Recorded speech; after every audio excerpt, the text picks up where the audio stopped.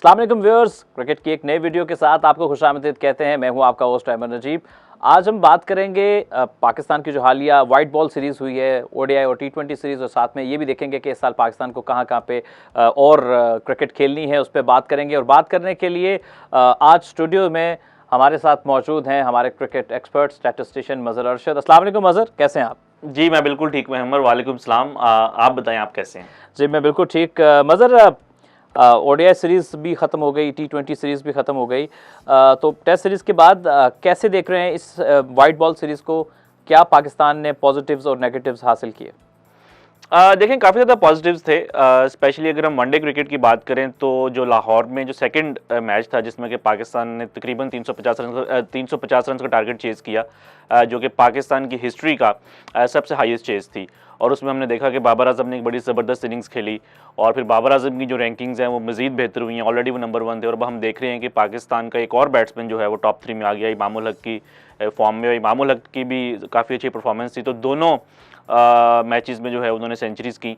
तो I think के यही पॉजिटिव्स हैं कि पाकिस्तान ने एक अच्छी क्रिकेट खेली वनडे क्रिकेट में, क्योंकि ICC world cup super league के जो पॉइंट्स हैं उसको भी हमें नहीं भूलना चाहिए। तो उसमें भी पाकिस्तान ने 20 पॉइंट्स जो है वो गेन किए। तो आई थिंक के ओवरऑल एक अच्छी परफॉर्मेंस थी। टीम को कॉन्फिडेंस मिलेगा, और जब पाकिस्तान पहला वनडे मैच हारा था तो शायद कई लोगों के जहन में ये इस तरह के डाउट्स आ रहे थे, क्योंकि आप इंग्लैंड में भी 3-0 हार गए थे, तो कहीं पाकिस्तान को वर्ल्ड कप क्वालिफाइंग राउंड ना खेलना पड़ जाए। इवन दो कभी पाकिस्तान की ज़्यादा सीरीज़ नहीं हुई, लेकिन ये है कि सीरीज़ जीतने की वजह से पाकिस्तान के प्लेयर्स को काफ़ी जो है वो कॉन्फिडेंस मिला होगा। पाकिस्तान की बॉलिंग इस वाइट बॉल सीरीज़ में एक मेजर कंसर्न रहा है, जहाँ पे शायद कुछ पूरी बॉलिंग भी नहीं खिलाएगी, और भी कुछ जो देखने वालों के या कहने वालों के खदशात थे। मैं बात करना चाहूँगा हसन अली के ऊपर।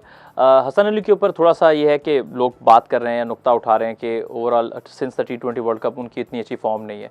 तो आपका ख्याल है कि कप्तान का उनके साथ परसिस्ट करना दुरुस्त था, या फिर हम शाहनवाज धानी मौजूद थे, आसिफ आफरीदी मौजूद थे, इनमें से किसी को मौका दे सकते थे? देखिए, मेरा ख़्याल है कि शायद पाकिस्तान की मैनेजमेंट की जो सोच थी वो ये हो सकती है कि वो फॉर्मेट्स को मिक्स नहीं करना चाह रहे थे। कि ठीक है, उनकी टी20 में ख़राब परफॉर्मेंस थी, मैं भी सिर्फ वनडे क्रिकेट की बात कर रहा हूँ, लेकिन जो हसन अली की जो सेकंड लास्ट जो उनका मैच था वनडे क्रिकेट में, उन्होंने लॉर्ड्स में 5 आउट किए हुए थे, तो शायद वो उनके ज़हन में था। और ऑब्वियसली जो आपका एक ऐसा प्लेयर हो जो कि काफ़ी साल से आपके साथ हो और उसने परफॉर्म किया हो, आई थिंक लास्ट ईयर में उनकी काफ़ी अच्छी परफॉर्मेंसेस थी, तो आपकी जो मैनेजमेंट होती है, जो कैप्टन होते हैं, वो उनको बैक करते हैं कि किसी तरीके से इसकी फॉर्म वापस आ जाए, इसको हम खिलाएं, उसकी फॉर्म वापस आ जाए। एक उन्होंने वनडे मैच खेला जिसमें उनकी काफ़ी ख़राब परफॉर्मेंस थी, और उसके बाद उनको ड्रॉप कर दिया गया। तो आई थिंक वो ड्रॉप करना जस्टिफाइड था, क्योंकि आपने उनको काफ़ी मौके दिए। उससे पहले पीएसएल में भी उनकी जो फॉर्म है वो काफ़ी ख़राब चल रही थी, फिर टी20 में भी इवन जो उनका कमबैक हुआ वो आई थिंक थोड़ा सा अनयूजुअल था, कि उसमें जब आपको ये आइडिया हो गया था कि ये आउट ऑफ फॉर्म है और आपने उनको वनडे क्रिकेट में रेस्ट दे दिया, तो शायद फिर उस टी20 मैच में जो है वो आप कह लें कि आप धानी को खिला सकते थे या आप आसिफ अफरीदी को खिला सकते थे। लेकिन उसमें भी फिर एक ये पॉइंट है कि हसन अली का जो लास्ट टी20 इंटरनेशनल मैच था उसमें वो मैन ऑफ द मैच है। उसमें उन्होंने बांग्लादेश में जो है उन्होंने उसमें उनकी ठीक परफॉर्मेंस थी। तो शायद मैनेजमेंट ये सोच रही हो कि यार हमने, क्योंकि ये प्लेयर हमें मैचेस जितवाता है, तो हमें जो है वो इसको बैक करना चाहिए। तो ये एक सोच हो सकती है उनकी सिलेक्शन के पीछे। लेकिन ये है कि इन हाइंडसाइट हम ये कह सकते हैं कि स्पेशली जो टी20 मैच था उसमें आसिफ अफरीदी को आई थिंक खेलना चाहिए था। ओवरऑल इस वाइट बॉल सीरीज़ में ख़ासतौर पे हम देखें तो ओडीआई सीरीज़ में भी थोड़ा इशू लगा, और टी20 में भी ऐसा महसूस हुआ कि हमारा मिडिल ऑर्डर उतना मजबूत नहीं है, स्पेशली शादाब और नवाज़ अभी अवेलेबल नहीं थे। सऊद शकील कितने यूटिलिटी प्लेयर हो सकते हैं कि जब ओवर कम रह जाएं, जब उनकी बैटिंग आती है। रिजवान को भी शायद थोड़ा वक्त लग रहा था वनडे मैचेस में, फिर इफ्तिखार को भी जो मौका मिला नहीं कर पाए, और फिर हमारे जो फिर बाद में पावर हिटर्स आ जाते हैं, खुशदिल शाह, तो वो भी कुछ में चले कुछ में नहीं चले। तो मिडिल ऑर्डर को कैसे देख रहे हैं आप? आप समझते हैं कि यही मिडिल ऑर्डर ठीक है, इसके साथ परसिस्ट करना चाहिए, या इसमें कुछ ट्वीक्स हो सकते हैं? ओवरऑल आप मिडिल ऑर्डर की परफॉर्मेंस को इस वाइट बॉल सीरीज़ में कैसे सम अप करेंगे? देखिए, दो फॉर्मेट्स हैं। जो वनडे क्रिकेट है उसमें तो मेरा ख्याल है कि आपका कम्बिनेशन किसी हद तक ठीक है, कि आप अभी इमाम जो है उन्होंने रन्स करना शुरू कर दिया है। मतलब मुझे लगता था कि शायद रिजवान को ओपन करना चाहिए वनडे क्रिकेट में, लेकिन अब इमाम ने 2 सेंचुरीज की, नंबर 3 के ऊपर है, तो उनके साथ भी ज्यादती होगी कि आप उनका नंबर चेंज करें या आप उनको टीम से जो है वो ड्रॉप करें। तो आई थिंक बाबर नंबर 3 के ऊपर आ रहे हैं, फ़खर और इमाम ओपनर्स हैं। 4 के ऊपर रिजवान है। आई थिंक इफ्तिखार का जो नंबर है ना वो थोड़ा चेंज करना होगा, क्योंकि इफ्तिखार नंबर 6 के बैट्समैन नहीं है वनडे क्रिकेट में। उनका जब से कम बैक हुआ है 2019 में, आप देखें तो उनकी जितनी भी इनिंग्स हैं वो नंबर 6 के ऊपर है, उसमें भी उनकी तकरीबन 40 की एवरेज है since his come back in 2019। तो आई थिंक कि अगर आप उनको 5 पे लेके जाएं, 6 के ऊपर खुशदिल शाह आ सकते हैं। आसिफ अली का आई डोंट थिंक के, स्पेशली जब आप इन कंडीशंस में खेल रहे हैं जो कि बिल्कुल फ्लैट कंडीशंस हैं, बैटिंग फ्रेंडली पिचेस हैं और आपको पता है कि आपको इतनी विकेट्स की ज़रूरत नहीं पड़ती, तो आई थिंक कि उसमें शायद आसिफ अली की जगह बेहतर होता कि पाकिस्तान स्पेशलिस्ट जो है वो 5 बॉलर्स खिलाता और आप खुशदिल को और इफ्तिखार को आप पार्ट टाइम बॉलर यूज़ कर सकते हैं। लेकिन हैरानकुन तौर पर पाकिस्तान 4 बॉलर्स के साथ खेल रहा था और खुशदिल शाह और इफ्तिखार अहमद जो है वो आपके 5वें बॉलर थे। तो आई थिंक कि ये एक स्ट्रेटजी है जो कि पाकिस्तान को थोड़ा सा देखना होगा, क्योंकि जब आप अच्छी टीम्स के अगेंस्ट खेलेंगे तो वो आपके पार्ट टाइमर्स को टारगेट करके उन्हीं के ऊपर 10 ओवर्स में आप वो 100 रन कर सकते हैं। तो बस ये एक आई थिंक जो वनडे क्रिकेट है उसमें पाकिस्तान को ये चीज़ ज़रा थोड़ा सा सॉर्ट आउट करना होगी। व्यूअर्स, बात चल रही है अभी मिडिल ऑर्डर पे, तो दो ऐसे पाकिस्तान के खिलाड़ी मिडिल ऑर्डर के, उन पे भी हम बात करते हैं अपने क्रिकेट एक्सपर्ट मज़हर अरशद से। शादाब और मोहम्मद नवाज़, ये दो ऐसे खिलाड़ी हैं कि काफ़ी सालों से अब पाकिस्तानी टीम के साथ हैं और दोनों अब आप इन पर रिलाई कर सकते हैं। मज़हर, जब शादाब और नवाज़ दोनों अवेलेबल होंगे पाकिस्तान की सिलेक्शन के लिए, आप समझते हैं कि ये मिडिल ऑर्डर में ऊपर के नंबर पे आके इनके ऊपर भरोसा किया जा सकता है, जैसे माजी में एक टाइम पे शोएब मलिक या जैसे मोहम्मद हफीज़ भी ऊपर नीचे खेला करते थे? आप T20s की बात कर रहे हैं? जी, मैं T20s की बात कर रहा हूँ। देखिए, T20s में मेरा ख्याल है कि दोनों जो हैं शादाब और नवाज़, उनको आप खिला सकते हैं। मतलब कि ज़रूरी नहीं है कि आप उनको लाजमी खिलाएं, लेकिन अगर कोई इस तरह की सिचुएशन आ जाती है कि आपका टॉप ऑर्डर कोलैप्स हो गया है या आपको ये लग रहा है कि आपको एक पिंच हिटर चाहिए और आप किसी एक लो वैल्यू विकेट को यूज़ करना चाह रहे हैं, तो आप इनको ऊपर भेज सकते हैं। क्योंकि नवाज़ ने तो रिसेंटली आपको बैटिंग से मैचेस जितवाए हैं, उनका नेशनल T20 हो, PSL हो, तो उनकी काफ़ी अच्छी फॉर्म है। एक जो मिडिल ऑर्डर में जो हैरानकुन चीज़ थी वो हैदर अली की एब्सेंस थी, क्योंकि अगर आप पिछले 3 इनिंग्स देखें हैदर अली की, तो उसमें उनके 2 man of the match awards हैं। और ठीक है, उनका PSL जो है वो अच्छा नहीं गया, लेकिन उसमें भी उनका कोई कसूर नहीं था। पेशावर ज़ल्मी ने उनको इतना नीचे खिला रहे थे, कभी 5 पे कभी 6 पे। तो आई थिंक कि हैदर अली जैसा इम्पैक्टफुल बैटर आपकी टीम में होना चाहिए, क्योंकि इफ्तिखार आज से मे बी 1 साल पहले या UAE की कंडीशंस में इफ्तिखार T20 टीम में आपके यूजफुल प्लेयर हो सकते थे, क्योंकि वो आपको ओवर्स भी करके देते हैं। लेकिन अगर अभी आप देखें तो खुशदिल शाह भी आपको ओवर्स करके दे सकते हैं। अगर आपको छठा बॉलर चाहिए, आपको शादाब और नवाज़ भी ओवर्स करके दे सकते हैं। तो आई थिंक कि आप फ़खर और बाबर के साथ ओपन करें, रिजवान को 3 पे लेकर आएं, 4 पे हैदर अली हो, क्योंकि आपके पास इस तरह के बैटर्स होने चाहिए पावर प्ले में भी और आउटसाइड पावर प्ले में भी, जो कि हिटिंग कर सकें। इफ्तिखार अगर 4 के ऊपर आ रहे हैं, ओपनर बाबर और रिजवान है, तो आपका बैटिंग ऑर्डर काफ़ी वन डायमेंशनल हो जाता है। तो आई थिंक ये चीज़ पाकिस्तान को देखना होगी कि 4 के ऊपर आप हैदर को खिलाएं T20 क्रिकेट में, 5 पे खुशदिल शाह को और 6 पे आसिफ अली को, और उसके बाद फिर आप 5 स्पेशलिस्ट बॉलर्स खिला सकते हैं। अच्छा, इसी में एक सवाल और आपसे करूंगा कि जैसे हमने देखा है एक शादाब खान को इस्लामाबाद यूनाइटेड ने जिस तरह इस्तेमाल किया, जैसे आप लो वैल्यू विकेट की बात करते हैं, कि उनको बीच में भेजा, ऊपर के नंबर पर इनके उनके लिए वो काफ़ी ऊपर खेलते रहे, तो वो आके एकदम मैच को चेंज कर देते थे। आप समझते हैं कि जहाँ कभी ज़रूरत पड़े तो शादाब खान के अंदर ये एक सलाहियत ऐसी है T20 क्रिकेट में स्पेशली, कि वो आके मिडिल ओवर में भी आपको बहुत अच्छा, क्योंकि हमारा मेजर प्रॉब्लम ने देखा कि 7 से 15 ओवर के बीच में होता है जहाँ हम स्लो डाउन हो जाते हैं, तो वो आपको एक अच्छी जॉब फिनिश करके दे सकते हैं। देखिए, इस्लामाबाद शादाब को यूज़ करता है इस वजह से क्योंकि उनके पास और बैटर्स नहीं हैं। पाकिस्तान की अगर हम जब टीम की बात करेंगे तो पाकिस्तान के पास बाबर है, पाकिस्तान के पास रिजवान है, फ़खर जमान है, खुशदिल शाह हैं। इन तमाम बैट्समैन के होते हुए शादाब का 4 के ऊपर आना, 5 के ऊपर आना मुश्किल है। अगर कोई इस तरह की सिचुएशन हो, आप समझते हैं कि कोई ऐसा मैचअप बन रहा है कि शादाब उस स्पेसिफिक बॉलर को ज़्यादा अच्छा अटैक कर सकता है, तो आप उसको भेज सकते हैं। लेकिन आइडियली आई थिंक कि आप हैदर अली को, जो आपको मैचेस जितवा रहा है, आप उसको अंडर एस्टिमेट ना करें, उसको आप 4 पे खिलाएं। खुशदिल शाह 5 के ऊपर आ रहा है, 6, 7, 8 के ऊपर जो है फिर आप कह सकते हैं कि उस पे आसिफ अली आ सकते हैं, शादाब आ सकते हैं और नवाज़ आ सकते हैं। अब आई डोंट नो कि ऑस्ट्रेलिया में अगर आप ऑस्ट्रेलिया की प्लानिंग कर रहे हैं तो वहाँ पे आप 2 स्पिनर्स खिलाएंगे या नहीं, लेकिन अगर वहाँ पे एक भी स्पिनर खेलता है तो वो शादाब अगर खेलते हैं तो वो आई थिंक 6-7 के ऊपर आ सकते हैं।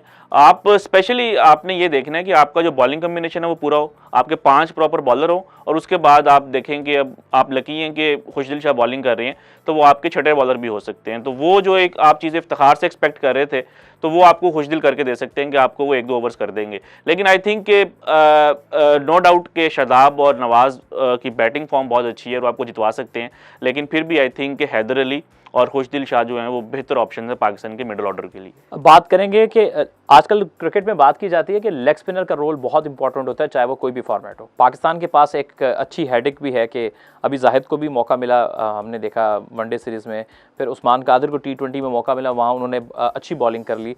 शादाब खान अभी वापस आ जाएंगे, वो डेफिनेटली फर्स्ट चॉइस पे होंगे। उस्मान कादिर को एक ये पहले डाउट होते थे कि वो थोड़ा कंसिस्टेंसी के उनके इशू रहते थे, क्वालिटी अच्छी होती थी। अभी उन्होंने जो मैच था उसमें काफ़ी अच्छी बॉलिंग की, कुछ लूज बॉल्स को स्पेयर करके। तो पाकिस्तान इन 3 लेग स्पिनर्स को, या चले मेनली हम बात कर लेते हैं, तो कैसे स्मार्टली यूटिलाइज कर सकता है अकॉर्डिंग टू द कंडीशंस? देखें, 2 लेग स्पिनर्स का खेलना तो थोड़ा मुश्किल है अनटिल कि आपके पास दोनों ही जो है बहुत ज़बरदस्त जो है बॉलर्स हों। नो डाउट शादाब तो ऑलरेडी अच्छे बॉलर हैं, उनकी PSL भी ठीक गई है और वो फॉर्म में भी हैं। उस्मान कादिर को थोड़ा टाइम लगेगा, अभी यंग है, उनको बहुत ज़्यादा टाइम है, लेकिन आई थिंक 2-3 लेग स्पिनर्स का साथ में स्क्वाड में होना काफ़ी मुश्किल है। और अगर आप इस तरह का अटैक रख लेंगे तो दूसरी टीम के लिए भी आसानी हो जाती है कि वो जो आपके मैचअप्स हैं, यानी कि अगर कोई दूसरी टीम में कोई ऐसा बैट्समैन अगर है जो कि लेफ्ट आर्म स्पिनर के ऊपर स्ट्रगल करता है या ऑफ स्पिनर के ऊपर जो है उसको मुश्किलात होती हैं, तो फिर आप जो है वो आपके पास सिर्फ आपकी टीम में लेग स्पिनर ही होगा। तो आई थिंक के बेहतर कम्बिनेशन ये बनता है कि आप अगर तो आप 3 फास्ट बॉलर खिला रहे हैं और तो फिर आप नवाज़ और शादाब दोनों को खिलाएं। लेकिन अगर आपको ऐसा लगता है कि कंडीशंस ऐसी हैं कि नहीं यहाँ पे 4 फास्ट बॉलर्स खिलाने होंगे, तो उसमें जो है फिर आप शादाब को ही खिलाएं और बाकी जो 1-2 ओवर्स अगर ज़रूरत पड़े तो वो खुशदिल शाह कर सकते हैं। अच्छा, इसमें एक और छोटा सा क्वेश्चन ये कि ऑस्ट्रेलिया जो कि इस साल हमने खेलना है और वहाँ पे लाजमी बात है कि आपको एक फास्ट बॉलिंग ऑलराउंडर वहाँ पे चाहिए। वसीम जूनियर के हवाले से लोगों का ये है कि अभी वो बॉलर बहुत अच्छे हैं, लेकिन बैटिंग में उनको ऑलराउंडर कहना अभी थोड़ा कबलस वक्त हो सकता है, क्योंकि बैटिंग में अभी उतने वो उनको शायद देखा नहीं गया। तो आपको लगता है कि कहीं ना कहीं कंटेंशन में फ़हीम अशरफ भी हो सकते हैं, क्योंकि अभी रिसेंटली जो PSL में भी उनकी फॉर्म बैट के साथ भी बहुत अच्छी थी और बॉलिंग में हमेशा वो आउट करें ना करें लेकिन एक रिलायबल ऑप्शन होते हैं? नहीं, आई थिंक मैं उसमें प्रेफर करूंगा वसीम जूनियर को, क्योंकि वसीम की जो बॉलिंग है आपने खुद ही कहा कि वो फ़हीम से बेहतर है। तो जब आप T20 क्रिकेट में जब आप अपना बैटिंग ऑर्डर या बॉलिंग ऑर्डर बना रहे हैं तो आपको ये नहीं सोचना चाहिए कि नंबर 7-8 के ऊपर आके कौन बैटिंग करेगा। नंबर 6 के ऊपर आसिफ अली आ रही हैं, नंबर 7 के ऊपर शादाब आ रहे हैं, और अगर नवाज़ खेलते हैं तो 8 के ऊपर नवाज़ आ रहे हैं। तो आपको इस चीज़ की टेंशन नहीं होनी चाहिए कि हमारा जो फास्ट बॉलर है वो आके हमें बॉलिंग भी करके दे। मतलब कि T20 क्रिकेट में बारी कहाँ पे आती है आपके जो 7-8 के जो हैं, तो आपको ऑलरेडी इतनी आपकी बैटिंग में डेप्थ है कि आई थिंक कि आपने अगर किसी फास्ट बॉलर को खिलाना है तो आपने ये देखना होगा कि उसकी फास्ट बॉलिंग स्किल्स कैसी हैं। बल्कि अगर आप ये समझते हैं कि धानी जो हैं वो बेहतर बॉलर हैं वसीम जूनियर से, तो आप उनको भी खिला सकते हैं। ऑस्ट्रेलिया में आई डोंट नो कि अभी इनकी क्या प्लानिंग है, लेकिन हो सकता है कि आपको 4 फास्ट बॉलर्स खिलाने पड़ जाएं। अगर आप मेरा ओपिनियन पूछते हैं तो अभी जो इस टाइम पाकिस्तान के जो रिसोर्सेज अगर हम सामने रखें तो आई थिंक 4 जो फास्ट बॉलर्स होने चाहिए वो शाहीन अफरीदी, हारिस रऊफ, नसीम शाह का आई थिंक कमबैक होना चाहिए T20 क्रिकेट में। उसके बाद फिर आप कह लें कि वसीम जूनियर हैं और 5वां बॉलर जो है शादाब है। तो आई थिंक ये आपका एक फर्स्ट चॉइस बॉलिंग अटैक लग रहा है। आप धानी को साथ रखें, लेकिन ये है कि फ़हीम अशरफ का वसीम जूनियर और धानी के होते हुए एज ए बॉलर आना ये थोड़ा मुश्किल है। कुछ पावर हिटर्स की भी बात करते हैं। आसिफ अली को तीसरे एक रोज़ा मैच में शामिल किया लेकिन उनकी बैटिंग नहीं आई और वाहिद T20 मैच में वो आए, वो आउट हो गए, तो लोग उन पर थोड़ा सा तनकीद भी कर रहे थे। आप एक तो ये बताइएगा कि क्या तनकीद जायज़ है आपके ख्याल में, और दूसरा ये कि T20 वर्ल्ड कप चूँकि ऑस्ट्रेलिया में खेले जाना, उस कॉन्टेक्स्ट में देखते हुए आपको लगता है कि आसिफ और साथ में खुशदिल ये 2 ऐसे नाम हैं जिनके ऊपर पाकिस्तान को रिलाई करना चाहिए? देखें, आसिफ अली का अगर हम T20 वर्ल्ड कप के बाद देखें और T20 वर्ल्ड कप को मिला लें अगर हम, तो तकरीबन 8 जो है इनिंग्स हैं और उनमें 3 इनिंग्स में उन्होंने विनिंग रोल प्ले की है। न्यूजीलैंड वाला मैच वर्ल्ड कप में, अफगानिस्तान और वेस्ट इंडीज़ वाला जो आखिरी मैच था, तो ये जो भी ऑस्ट्रेलिया के खिलाफ जो मैच था जिसमें कि उनसे परफॉर्म नहीं हुआ, उससे पहले जो उनका लास्ट मैच था वो उन्होंने एक किस्म का मैच एंड पे आकर जितवाया था, क्योंकि उसमें आप टारगेट चेज कर रहे थे और उन्होंने जो है उस मैच को आके फिनिश किया था।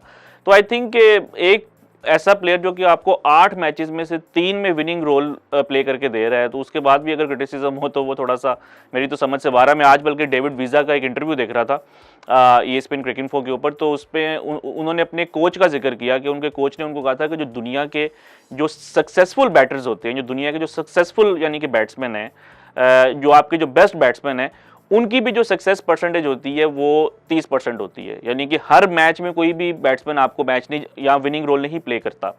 तो आपने ये देखना है कि आप अगर आपने जो एक पावर हिटर को खिलाया है वो अगर आपको 8 में से 3 मैचेस जितवा रहा है, तो मेरा ख्याल है कि ये परफॉर्मेंस ठीक है। और आपने जो बात की खुशदिल शाह की, मेरा ख्याल है कि बड़ा अच्छा कम्बिनेशन होगा कि आपके पास एक लेफ्ट हैंडर भी आ जाएगा मिडिल ऑर्डर में। खुशदिल शाह भी अच्छी पावर हिटिंग कर लेते हैं, उनकी फास्टेस्ट सेंचुरी भी है किसी भी पाकिस्तान के बैट्समैन की। और फिर अगर 6 के ऊपर आसिफ अली आ रहे हैं तो मुझे तो इन 2 से बेहतर कोई और ऑप्शन नज़र नहीं आ रही 5 और 6 के ऊपर।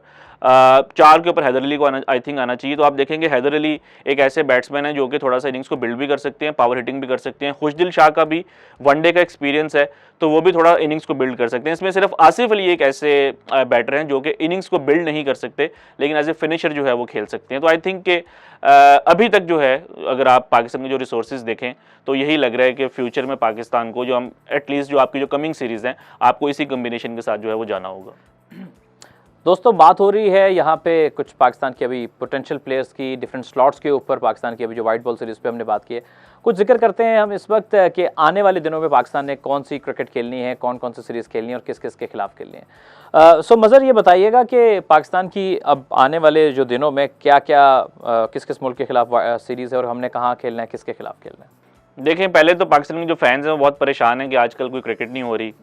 अप्रैल में भी पाकिस्तान की कोई क्रिकेट नहीं है, मई में भी पाकिस्तान की कोई क्रिकेट नहीं है, क्योंकि इस दौरान IPL हो रही होती है। तो मोस्टली जो इंटरनेशनल टीम्स होती हैं वो इस दौरान कोई अपनी सीरीज़ नहीं रखती। तो 2 महीने का पाकिस्तान के पास गैप है, लेकिन उसके बाद फिर आई थिंक कि काफ़ी ज़्यादा क्रिकेट है। वेस्ट इंडीज़ ने पाकिस्तान आना है 3 वनडे सीरीज़ के लिए जून में, फिर पाकिस्तान को श्रीलंका जाना है जहाँ पे कि 2 टेस्ट मैचेज़ हैं, वनडे सीरीज़ है। अभी पता नहीं है कि वो श्रीलंका में सीरीज़ हो पाती है कि नहीं, लेकिन एटलीस्ट आपको FTP में वो सीरीज़ मौजूद है। फिर उसके बाद आप देखें तो श्रीलंका में ही एशिया कप है। इंग्लैंड ने पाकिस्तान आना है T20 वर्ल्ड कप से पहले। 7 T20 इंटरनेशनल्स होंगे। आई थिंक बहुत ज़्यादा क्रिकेट है पाकिस्तान की होम क्रिकेट। फिर T20 वर्ल्ड कप, उसके बाद इंग्लैंड वापस आएगा टेस्ट क्रिकेट खेलने। न्यूजीलैंड ने आना है 2 बार, पहले वो जनवरी में आएंगे, 2 टेस्ट मैचेज़ हैं और वनडे सीरीज़ है। फिर उसके बाद PSL है। फिर वेस्ट इंडीज़ ने दोबारा भी आना है T20s के लिए जनवरी में। और PSL के बाद फिर अप्रैल में न्यूजीलैंड आएगा 5 वनडेज़ और 5 T20 इंटरनेशनल्स के लिए। तो बहुत ज़्यादा क्रिकेट है। आई थिंक पाकिस्तान के फैंस बस ये ज़रा 2 महीने बर्दाश्त कर लें, अप्रैल और मई। उसके बाद जो है I think non stop cricket होगी और काफ़ी मेरा ख्याल है कि जो क्रिकेट फैंस हैं उनके लिए काफ़ी एक एंटरटेनिंग सीज़न जो है वो आने वाला है। ये जो अभी हम 2 माह के वक्फे की बात करेंगे, इसमें कोई खास क्रिकेट नहीं है, तो इसमें प्लेयर को कोई प्रॉब्लम तो नहीं हो जाता या ये कि प्लेयर को कोई इशू तो नहीं हो जाता कि इस बीच में कि वो क्या कर रहे होंगे, किस तरह अपने आप को मेंटेन करेंगे? नहीं, आई थिंक ऐसा नहीं है। 2 महीने की जो 2 महीने का जो गैप है वो आई थिंक प्लेयर्स को मिलना भी चाहिए जब आप इतना नॉन स्टॉप क्रिकेट खेल रहे हैं। और पाकिस्तान के भी जो कई प्लेयर्स हैं वो तो ऑलरेडी इंग्लैंड में जो है वो पहुंच चुके हैं जहाँ पे कि उनको काउंटी क्रिकेट खेलना है। उसमें शाहीन अफरीदी ने भी जाना है, नसीम शाह ऑलरेडी जो है वो वहाँ पे खेल रहे हैं। शान मसूद का अच्छा डेब्यू, उन्होंने 91 रन्स किए। अजहर अली ने जो है वहाँ पे जाना है।